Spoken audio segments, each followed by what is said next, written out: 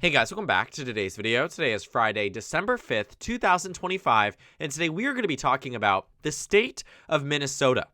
The state that in the 2024 presidential election was surprisingly narrow despite Vice President Kamala Harris having Governor Tim Walz on her ticket in the 2024 election year, a race in which had narrowed down to less than 5 points that put it on the radar for Republicans in the 2026 midterm elections as they looked to an upcoming open Senate race, as well as a governor's election that would be worth taking a look at. But it seems as if on the Republican side, the Minnesota party just simply cannot get their act together. As it pertains to the Senate race, we've covered it so far, but we know that a very extreme candidate is running in that race, deciding that he wants to run. Royce White is the candidate on the Republican side running for Senate in 2026 after an astounding defeat in 2024, despite the presidential ticket being far closer. But we now get news out of the governor's race that CEO of MyPillow, Mike Lindell, yes, the Mike Lindell who was associated with Donald Trump's election fraud accusations against Joe Biden and the Democratic Party, and the same Mike Lindell who has found himself on the extreme end of the Republican Party, now filing the paperwork to run for governor in this state. Now, looking at the 2026 midterms, it was never going to be a great year for the Democratic Party, the Republican Party, rather. You look at a midterm environment in an unpopular Republican president, and history at least tells us the Democrats are set to win back House control.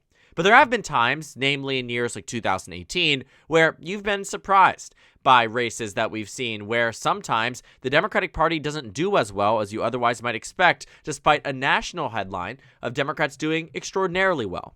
Great examples are states like Florida, where Senator Rick Scott, at the time Governor Rick Scott, defeated an incumbent Democratic senator in a state that Hillary Clinton only lost by 1 point. Joe Biden would go on to lose it by 3, and given the Democrats won nationally by roughly 8, it was the first real sign that Florida was moving in a direction that was not great for the Democratic Party, but also an example of times where strong Republican candidates can sometimes exceed the right circumstances on the Democratic side and still win their races, even in states that may not be super lopsided one way or the other. But in Minnesota, it was going to take, already amidst the adversity of the 2026 year, the moving of mountains, moving of a amount of Republican and Democratic voters to get out to the ballot box to coalesce around a candidate in opposition, not just to the Democratic Party, but a candidate running for a third term, Governor Tim Walz, in 2026, it was going to take a lot. And that was never really going to be a guarantee. Republicans were going to have to hedge their bets as to who was going to run on the Republican side. We already saw that Scott Jensen, who was the Republican nominee in 2022, is now, deciding to run again. And he probably was the best Republican choice in this race. But there's no doubt in my mind that with Mike Lindell in the race, that he easily wins this nomination, as well as goes into the general election and loses by an astounding amount. And like I said, the ratings before Mike Lindell has gotten into the race keep this state at a likely Democratic state. This is not one that Republicans should even be considering in 2026. The only real reason why they are is because Tim Walz is running for a third term, and it's actually quite non-traditional in states like Minnesota to run for a third term. And so maybe they see an opportunity, but realistically speaking, we know Democrats are going to win it. But if you throw in the worst type of candidate possible in this state, it makes it that much more difficult for Republicans to really do anything across the state itself.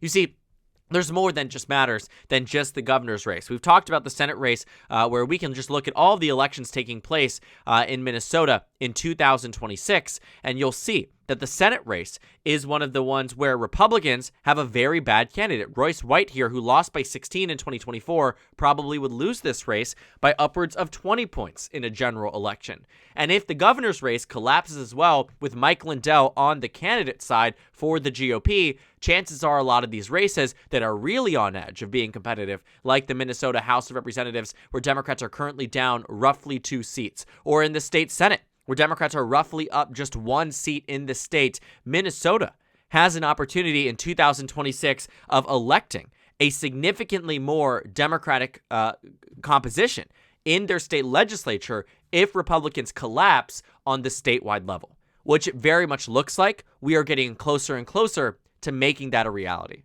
Now, as it pertains to the House, it's not as much of it being of interest as it was in 2018.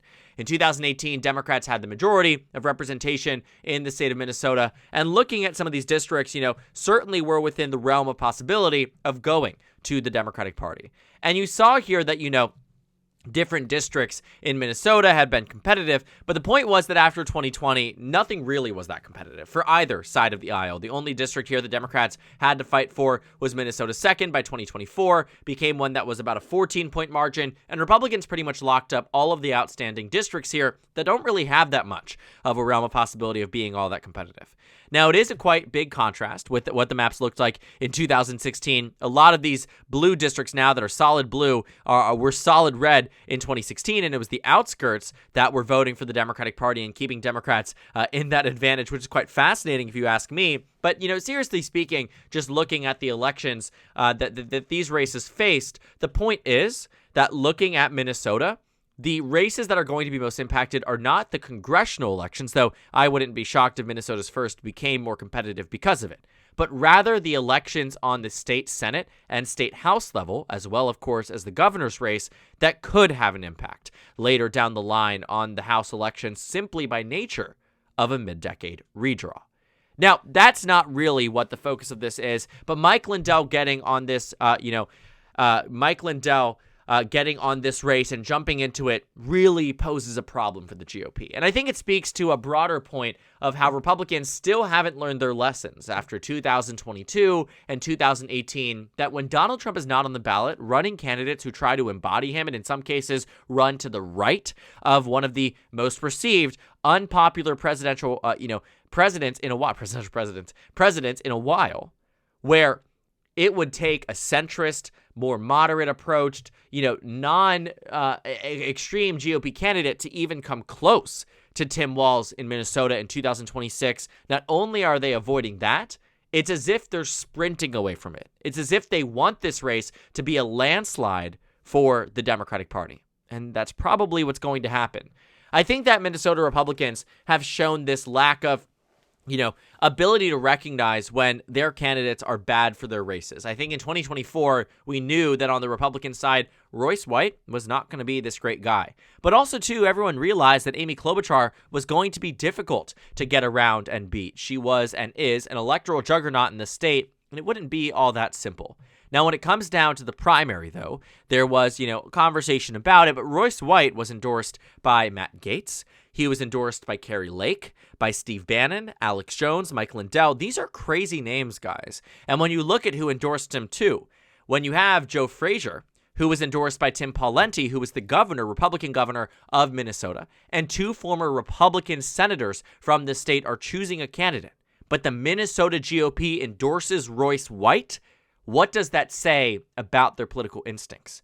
It says they're lackluster, and that's putting it kindly.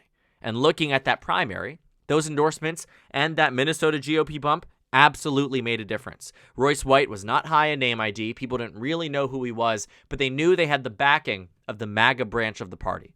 In fact, the more extreme than MAGA branch. The Alex Joneses, the Steve Bannons, the Mike Lindells, and now that same Mike Lindell is running for governor in 2026. And so, of course, this race was pulled to be Klobuchar plus 13. By the end of it, she won it by roughly 16. So the numbers here were quite accurate, and they show exactly what happens in a state, might I add, that Kamala Harris won by 4. The same type of race that had significant national implications did not find itself being this way. And even looking back at the last time Minnesota, you might make the argument, okay, well, what about in 2020? Minnesota had a Senate election. Well, guess what? Tina Smith underperformed Joe Biden in this race. Jason Lewis ran against her. This was a race in 2020, and Minnesota became one of the states that was at the forefront of political conversation in the 2020 election year. And Tina Smith, who was elected in 2018, reelected in 2020 for a full term, had previously served, in the state Senate. Not in the state Senate, as lieutenant governor in the state. I believe, let me double check on that. Yes, she was lieutenant governor in this state. She got appointed to the U.S. Senate, served out a full term as a former U.S. senator. But the point I'm making here is that she underperformed Joe Biden. And that had that been the case in 2024, Amy Klobuchar, in theory, should have won by less than Harris did, maybe 1 or 2 points. But instead, she won by 16. And thinking about why that matters too. When you look at some of the elections in 2024, the Republicans benefited from the fact that, many of their races were coinciding with Donald Trump being on the ballot. But even then, Donald Trump really driving home, the best performance for him in Minnesota in quite some time, but also just for the GOP in general, Republicans only gained 3 seats. It wasn't anything more than that. And I think that is really, really important, that even with Trump on the ballot when he won every single swing state in the national popular vote and he performed well in Minnesota, Republicans still didn't do all that well.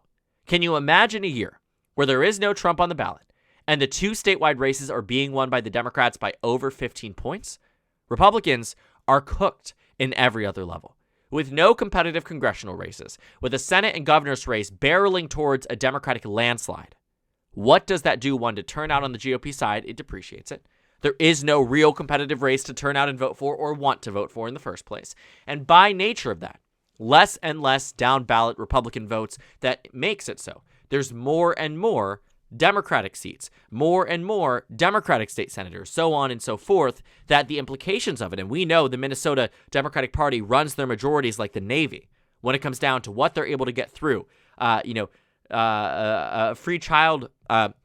free school lunches, right? Different things surrounding healthcare, all of these different things that they run through their state legislature with slim majorities because they know how to whip the votes and they can get it effectively to the desk of Tim Walz, who's now going to have, can tell you this now, if Mike Lindell's that nominee, easily a 3rd term. The election in Minnesota is going to be one largely defined not by Tim Walz and the Democrats, but by Mike Lindell, Royce White, and the Republicans, who cannot seem to get their head out of their ass looking at races like these. I apologize for that. But seriously, these are very easily explainable losses that we are calling out a year in advance. And when that time comes, because it has come countlessly, not just in Minnesota, but across the country, Republicans in awe that Dr. Oz, is losing a Senate race in a swing state. Are we kidding? Serious? I mean, it's not shocking upon reflection. Except this time we have the foresight and the ability to look at it head on and call it for what it is, which are 2 bids for Senate and for governor that are going to doom the GOP in this state. And the real question is, do they allow it to doom themselves?